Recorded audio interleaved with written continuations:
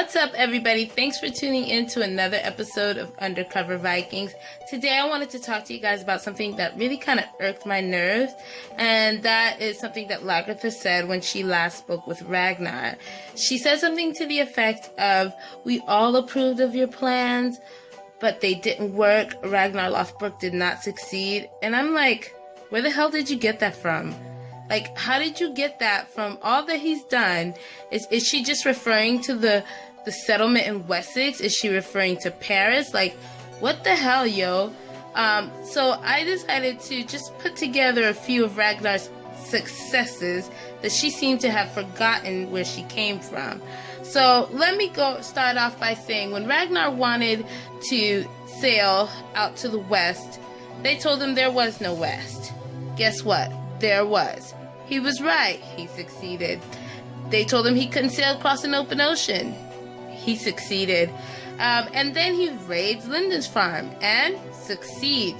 He raids a town in Northumbria, which they wanted to run in ahead of the, just run in and try to raid. And Ragnar waited till the church bell rang, and therefore they were easily able to succeed.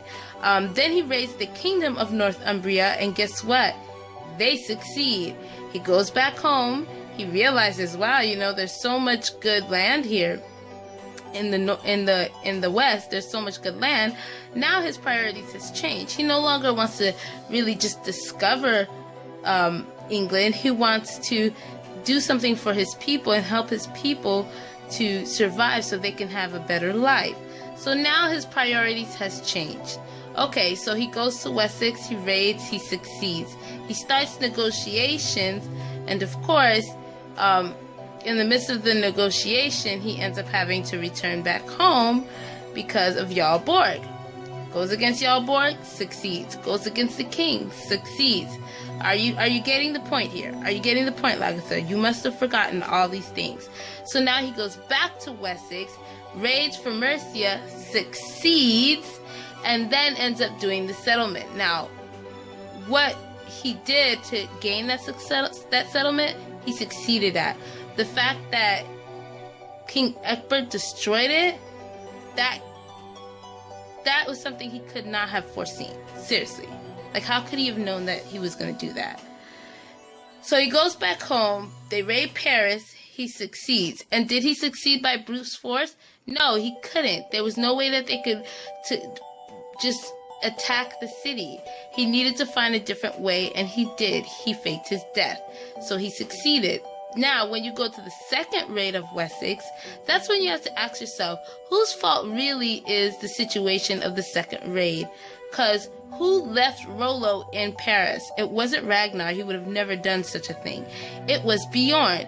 So depending on how you look at it, I would say maybe Bjorn was the cause of their loss in Wessex, because how are you going to leave a Viking in a place where he's going to gain leadership, and he knows your fight tactics, and he also knows that you cannot fight your way into the city?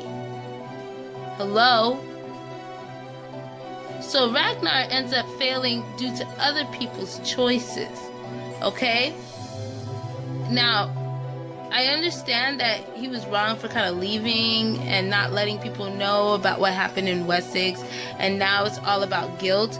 But from where I stand, Ragnar did too much for Kattegat for anybody to come out and say he did not succeed, okay? It's because of Ragnar that Kattegat has become a huge trading post for everyone in the land.